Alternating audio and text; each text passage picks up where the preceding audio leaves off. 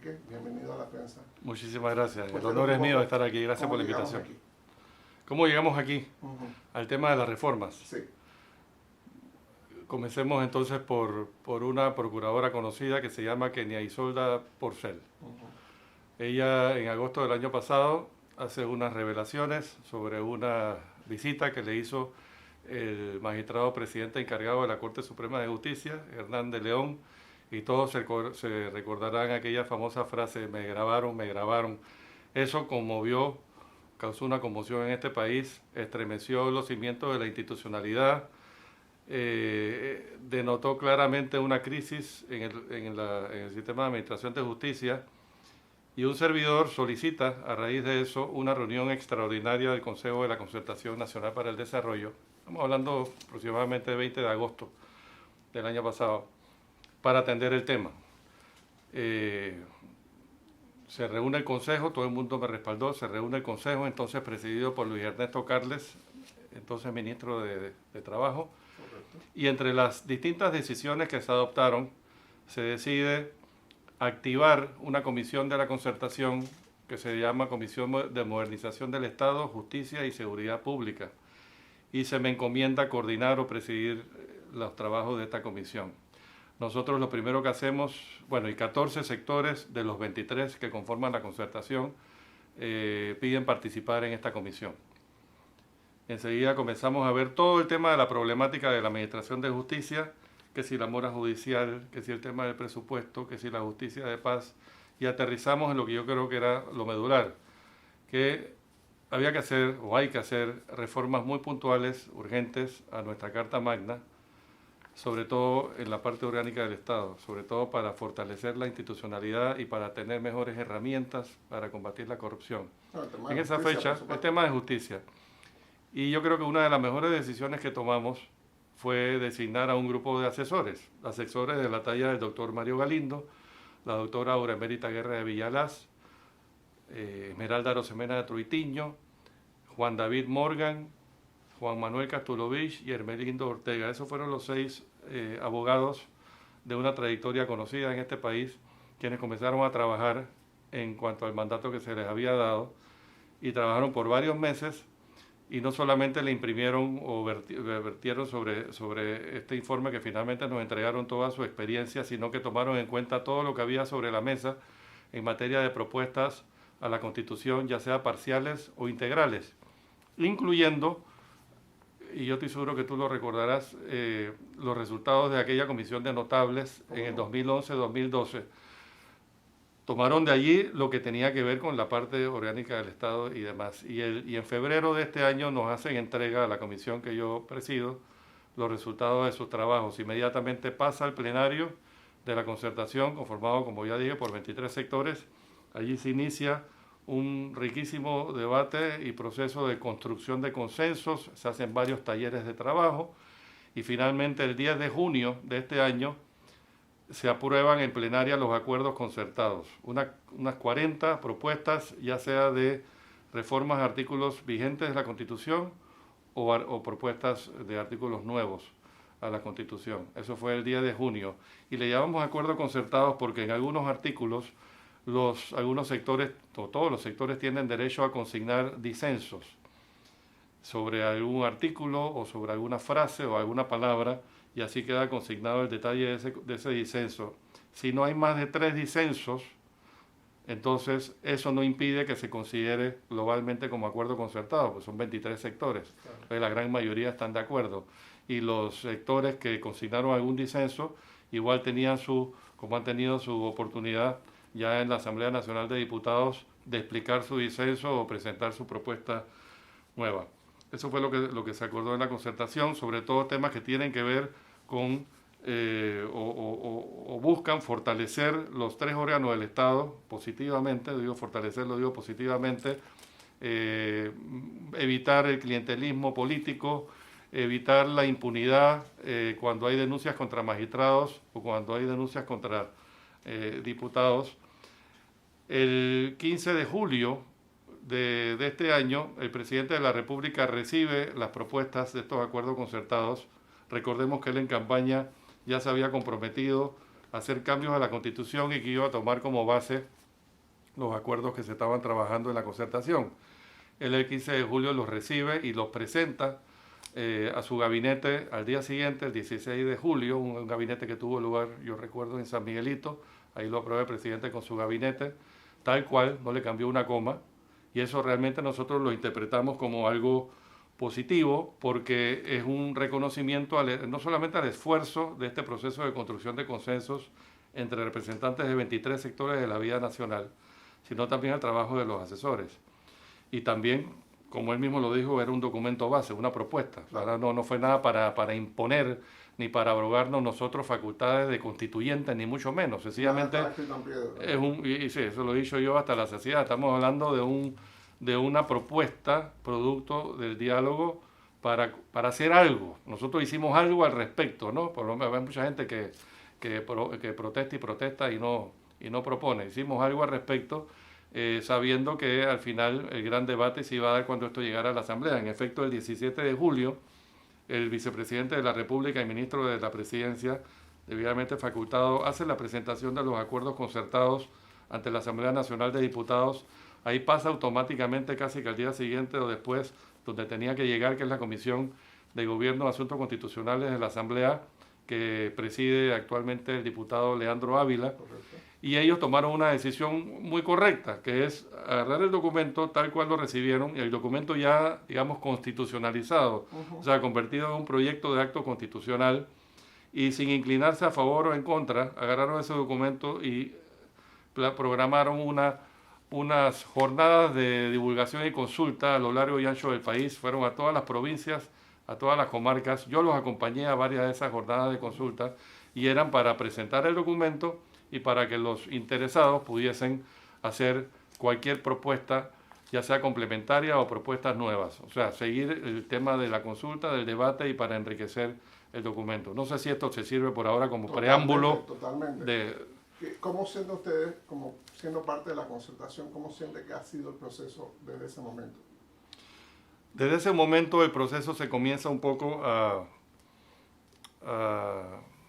distorsionar, o mejor dicho, cuando se hace la presentación, cuando se terminan las consultas o el periodo de consultas en esta etapa de proceso, porque todavía faltan más consultas, y el diputado Ávila hace la presentación de su informe ante el Pleno en primer debate, porque este es un tema que se comienza a debatir desde el primer debate ante todos los diputados, tanto los 71 diputados. Yo siento que ahí comienza el problema, porque la primera reacción de ellos fue poner a un lado realmente lo que había venido de la presidencia. Y comienzan a salir estos artículos que no tuvieron que ver nada con la concertación, ni tuvieron que ver nada con las jornadas de consulta, y que afectaban a los medios de comunicación, por ejemplo, que afectaban a las universidades. Y esto es lo que comienza a causar un gran malestar en la ciudadanía, a punto que esos artículos tuvieron que ser eliminados. Pero, don Enrique, ¿de dónde salen esos artículos? Si los partidos políticos son parte de la concertación. Los partidos políticos, en efecto, son parte de la concertación, pero esos artículos nunca se vieron en la concertación. Nadie los presentó en la concertación. Esos artículos salen de los diputados. Yo no te puedo decir ahora exactamente qué diputado propuso qué, pero lo que sí te puedo decir es que eso nunca se vio en la concertación, y también te puedo decir que nunca se vio en las jornadas de consulta. Fueron artículos muy desafortunados, enhorabuena, fueron eliminados, pero ya el ambiente estaba bastante enrarecido. Claro. Siento también, y hay que decirlo, que el presidente de la República, que es quien envía el proyecto de acto constitucional a la Asamblea, quizás se desentendió un poco, pero de pronto asume el liderazgo que debió haber tenido todo momento, e incluso estando en Tokio, asumiendo ese liderazgo, al punto que de un momento a otro la historia comienza a cambiar para bien en cuanto a los textos aprobados. Claro. Y cuando llegamos al tercer debate de la primera legislatura, se aprueba el 90% de los acuerdos concertados, así como lo estás escuchando, así, claro. Lo que habían sido desechados, eliminaron las propuestas inconvenientes e improcedentes que tenían que ver con las universidades y los medios y las medios de comunicación, y se aprueba el 90%. Pero al mismo tiempo insertan otros 5 o 6, yo les llamo goles, artículos, propuestas de reforma claramente inconvenientes e improcedentes, que son aquellas, pienso yo, sobre las cuales nos tenemos que enfocar para eliminar también, así como se eliminaron aquellas otras dos que ya mencioné. Me refiero, a, por ejemplo, a la propuesta en virtud de la cual, yo creo que la palabra virtud está mal utilizada aquí, la propuesta por la cual ellos se abrogan la facultad de nombrar a un fiscal superior, claro, que investigaría al procurador que lo va a investigar a ellos. Sí. Eso ha recibido el rechazo, sí, de la ciudadanía. Aquella propuesta por la cual ellos pretenden inmiscuirse en el presupuesto general del Estado, algo, tú sabes, igual que yo como abogado, que eso es inherente al órgano ejecutivo. Sí. Bueno, sabemos que en la Constitución está el voto de censura, pero ellos quieren ir un poco más allá y prácticamente combinar al presidente de la República a destituir a un ministro. Sí. Están esas, yo creo que son como 5 o 6 propuestas, pero yo me siento optimista de que ante el rechazo que han tenido y ante lo obvio que son improcedentes, son inconvenientes, les toca a ellos retirar esas propuestas. Don Enrique, ¿qué le parece a usted las protestas populares, sobre todo la de los jóvenes, las últimas semanas? Mira, yo soy el primero y de hecho fui a la última protesta que ellos tuvieron, a la última manifestación que tuvieron en la Asamblea. Yo genuinamente los apoyo, o sea, yo apoyo las protestas pacíficas. Yo hace algunas libras y canas atrás estaba en lo mismo. Todos pasamos por ahí. Y además, mi querido amigo, tú sabes que el espíritu joven nunca muere cuando tú realmente amas a la patria y cuando tienes esa actitud y esa gana de luchar en los mejores intereses de tu país hasta el último aliento. Ese es mi caso. Entonces yo me solidarizo con ellos, con sus protestas pacíficas, además porque en el fondo estamos hablando de lo mismo. O sea, ellos protestan por querer un mejor Panamá, un Panamá libre de corrupción, un Panamá libre de donde podamos superar la pobreza, la desigualdad, donde la clase política partidista esté mucho más depurada, que realmente tengamos políticos o funcionarios públicos que vean estos roles que tienen como una oportunidad de servir y no de servirse. Yo comparto todo eso. Obviamente que yo sí soy de la opinión de que a estas propuestas se le debe dar mucha más divulgación, porque me da la impresión de que muchos de estos jóvenes no conocen de dónde viene esto y que como ya dije, las intenciones son exactamente las mismas. Y sí me gustaría tener la certeza. Yo creo que hay que invertir mucho en para que se conozcan las propuestas, para que puedan validar que son propuestas que están bien intencionadas, que son buenas, que de ser aprobadas sí van a marcar un antes y un después y que no están escritas en piedra. Si la podemos mejorar, bueno, mejorémosla. Para eso está el diálogo, ¿no? El diálogo es la principal herramienta que tiene una democracia. Entonces, don Enrique, los jóvenes, parte del reclamo de ellos es que no fueron parte de la concertación. Pero es que eso no es tan así. Eso no es tan así. Mira, la concertación, vamos a echar el disco un poquito para atrás. ¿Cuándo y por qué y para qué surge la concertación? La concertación surge, y en esa época yo era el presidente de APEDE. Me toca impulsar todo este tema de la concertación, primero como presidente de APEDE y luego a cargo de un grupo que se llamaba Así Sí, Alianza por un Sí Social e Integral, que era un grupo a favor del sí.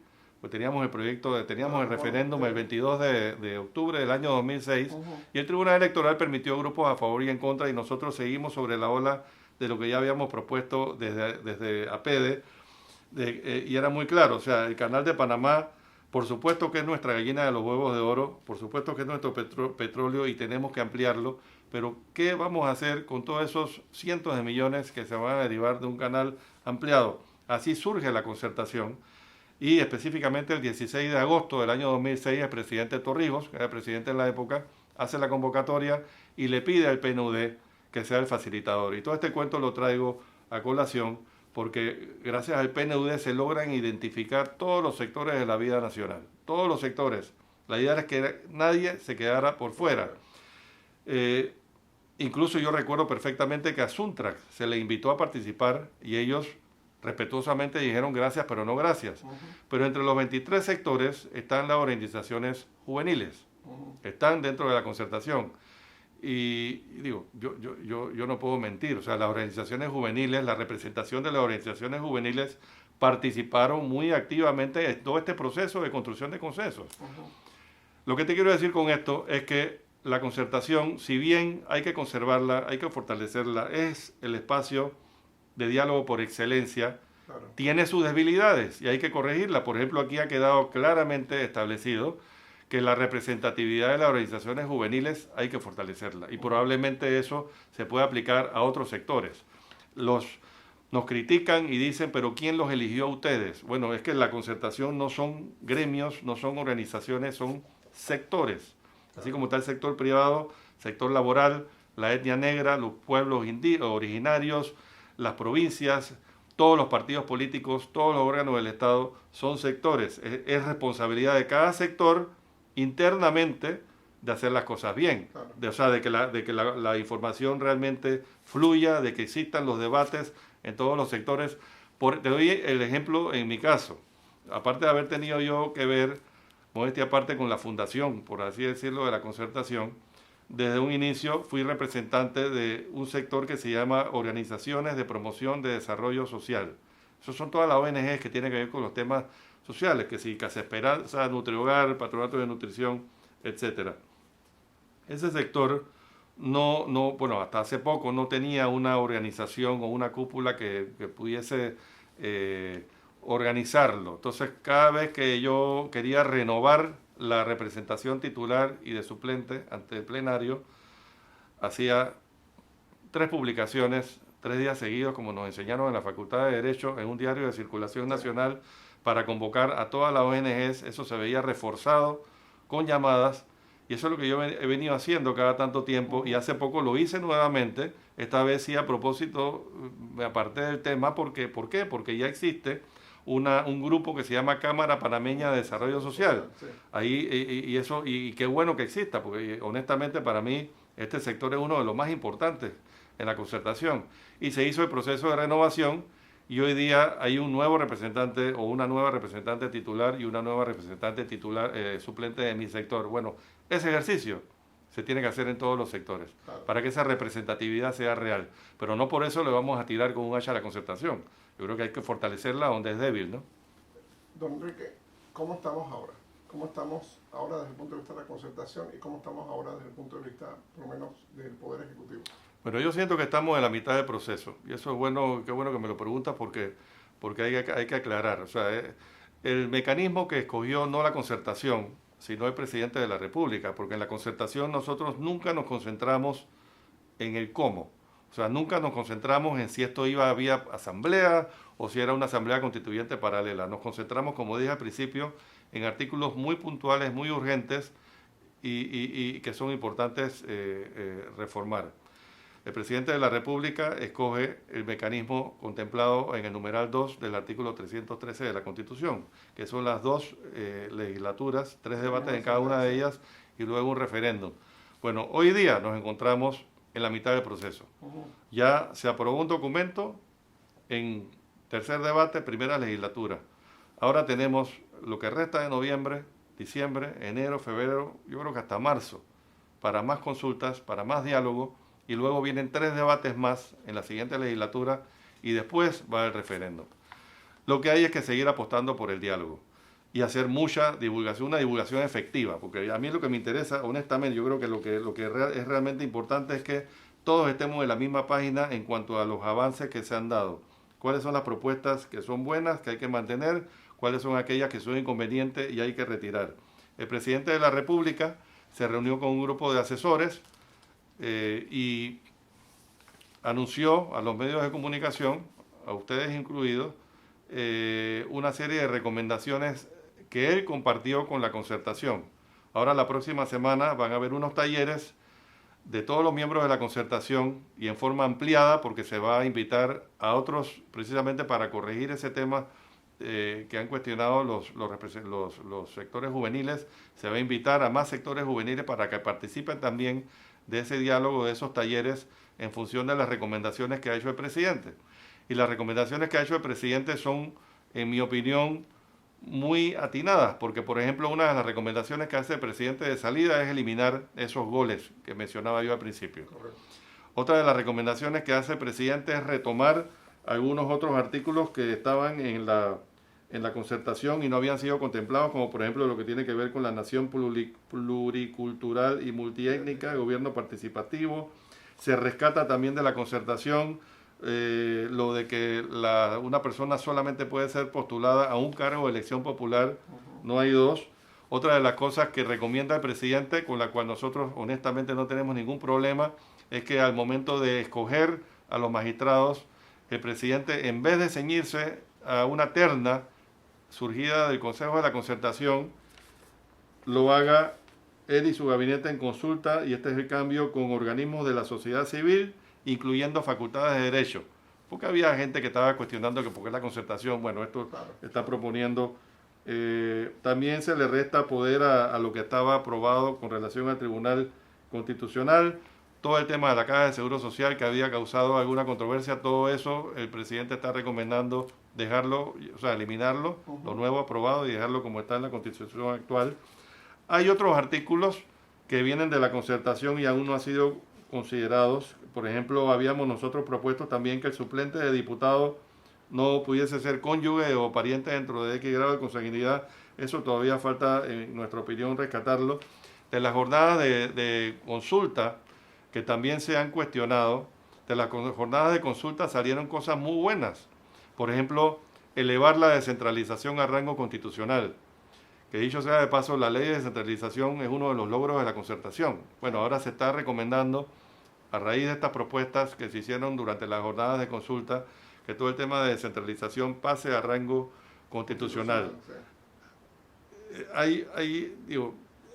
Es clarísimo que una de las mejores herramientas, uno de los principales problemas, vamos a decirlo de esta manera, que tiene Panamá es la desigualdad. Por supuesto. O sea, tenemos uno de los peores índices de desigualdad, no en la región, en el mundo. Creo que es una cosa realmente alarmante. Sí. Entonces la descentralización yo creo que va a ayudar en esa dirección. Eso ya está aprobado, salió de las jornadas de consulta. Otra de las cosas que salieron de las jornadas de consulta y aún no han sido incorporadas es con relación al tema de los gobernadores, que los gobernadores ya dejen de ser nombrados de a dedo y sean también electos popularmente. Eso también va a ayudar a la descentralización. O sea que yo creo que vamos bien, o sea, el proceso como que se va encaminando. Es más, yo le decía al presidente en estos días que una de las cosas buenas de todas estas cosas, de todo lo que está pasando, incluso las protestas y demás, es que nos estamos adelantando a lo que obviamente sería una campaña de divulgación antes del referéndum. Claro. O sea, muy temprano. Cuando esto llegue a referéndum en la segunda mitad del próximo año, yo creo que la gente va a estar bien clarita. Va a estar bien clarita en por qué votar sí y por qué votar no. Y eso es bueno, ¿no? Claro. ¿Cuáles son los próximos pasos, don Enrique? ¿Qué va a pasar a partir del martes? A partir del martes toca hacer todo este tipo de consultas, todo este tipo de talleres, para que, por ejemplo, las recomendaciones del presidente se conviertan en recomendaciones de la misma concertación. Como tú sabes, el presidente de la República, por ley, es el presidente de la concertación. Y él ha compartido sus recomendaciones a raíz de lo que ha recibido de estos asesores. Entonces yo creo que lo que toca es que estas recomendaciones sean discutidas en estos talleres donde participen los jóvenes también, o sea, no solamente los que están representados en la concertación, sino los dirigentes que hemos estado viendo manifestando sus derechos en las calles, que participen también de este proceso de recomendaciones y cuando llegue la primera legislatura en enero, la siguiente legislatura en enero, poder producir esos cambios cuanto antes, esos cambios positivos. O sea, a mí me gustaría, por ejemplo, ver casi que desde ya señales del órgano legislativo en el sentido de que sí están dispuestos a eliminar aquellas propuestas que son muy inconvenientes y muy improcedentes.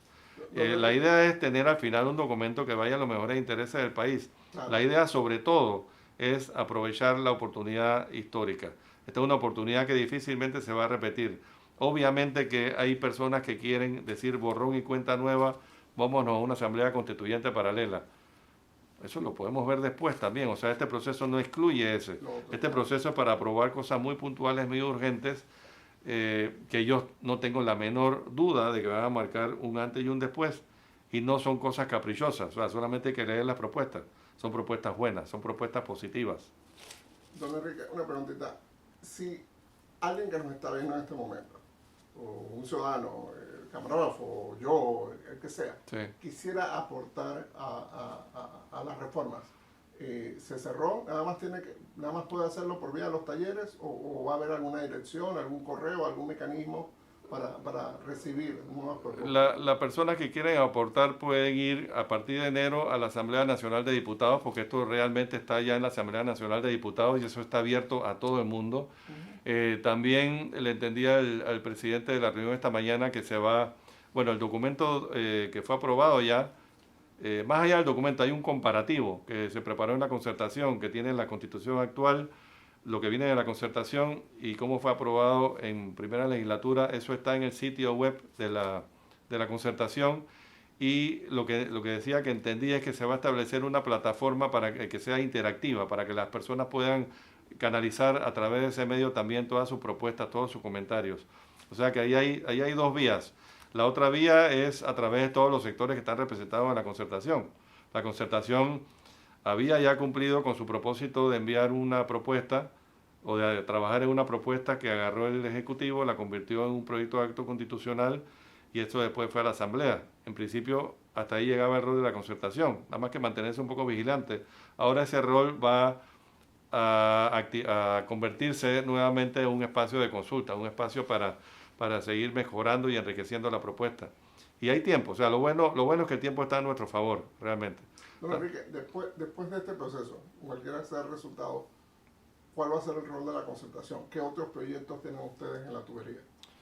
Uy, muchísimos. Bueno, de salida, por ejemplo, en el tema de salud, han salido varias propuestas de la concertación que obviamente han pasado a un segundo plano con todo este tema de las reformas constitucionales. En materia o en la comisión que yo he estado presidiendo, estamos viendo también cómo rescatar una propuesta que había sido aprobada en la concertación desde un inicio, hace 13 años, que tiene que ver con el tema de la ética. Crear un Consejo Nacional, de hecho eso está aprobado ya por la concertación, un Consejo Nacional por la Cultura Ética. Uno de los problemas en este país es que los valores están totalmente invertidos. Y eso es por todos lados. O sea, es como el tema de la corrupción. Hay gente que piensa que el tema de la corrupción es un tema exclusivo de la clase política partidista. Falso. Falso. El problema de la corrupción. Una vez un gran amigo, un gurú de estos internacional, yo le dije la frase, sí, porque para bailar tango se necesitan dos. Y él enseguida me corrigió, y tú estás equivocado. Para bailar tango se necesitan tres. Por ejemplo, los dos bailarines y el que toca el bandoneón. Sí, y en un acto de corrupción es, por ejemplo, el que da u ofrece la coima, el que acepta o pide la coima, y el tercero somos todos, que estamos conscientes del acto de corrupción y hacemos o no hacemos nada al respecto.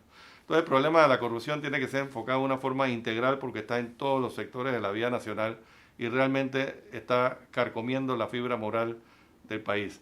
Y de ahí la importancia de crear este Consejo Nacional por la Cultura Ética, que desafortunadamente no se le dio la importancia debida en ese entonces y ahora queremos ver si lo convertimos. Yo, por ejemplo, usé como referencia la ley esta que crea el COPEME, el tema de educación. Una ley muy sencilla, bueno, algo así, pero para crear el Consejo Nacional por la Cultura Ética. Pero te he mencionado dos nada más. O sea, en la concertación realmente se ven todos los temas. Acordémonos que la concertación tiene dos vertientes principales, y esto está por ley. Uno es servir para darle seguimiento, para medir el cumplimiento de las metas del desarrollo. ¿En función de qué? De los organismos, de los famosos ODS, sí. Y en función de los planes quinquenales de cada gobierno, eso por un lado, pero por otro lado, y esta es una de las vertientes que nos tiene aquí sentados, es servir de gran espacio de diálogo para encontrar consenso entre todos los sectores en función de una visión de país compartida, para buscarle solución a todos los problemas más apremiantes. En este caso, dime tú si no es un problema muy apremiante el tema de la corrupción y la falta de institucionalidad. Eso es lo que nos motivó a nosotros a tener esta iniciativa de hacer algo al respecto, y de ahí salieron las propuestas de las reformas. Don Enrique, sus palabras finales a los televidentes, ¿cuáles son? Mis palabras finales es exhortarlos a que realmente comprendamos todos que estamos ante un momento histórico, que quién sabe cuándo se va a repetir, que aprovechemos la oportunidad para proponer cambios que sean reales, que sean conseguibles. En eso estamos y falta mucho tiempo para que podamos, falta poco tiempo, mejor dicho, para que si todos nos encaminamos en la misma dirección, podamos tener esos cambios, fortaleciendo más la institucionalidad, teniendo mejores herramientas para combatir la corrupción, conscientes de que hay una relación muy directa entre corrupción y pobreza, corrupción y desigualdad, corrupción y falta de institucionalidad. Yo estoy convencido de que si todos nos lo proponemos y aprovechamos el diálogo, y Panamá es un país de diálogo, realmente tenemos nosotros una vocación de diálogo, nos aboquemos por esa vía. Obviamente que tampoco es que la Constitución nos va a resolver todos los problemas, al final somos hombres y mujeres, pero sí va a crear un marco adecuado para poder minimizar o hacer mucho más difíciles los actos de corrupción en este país.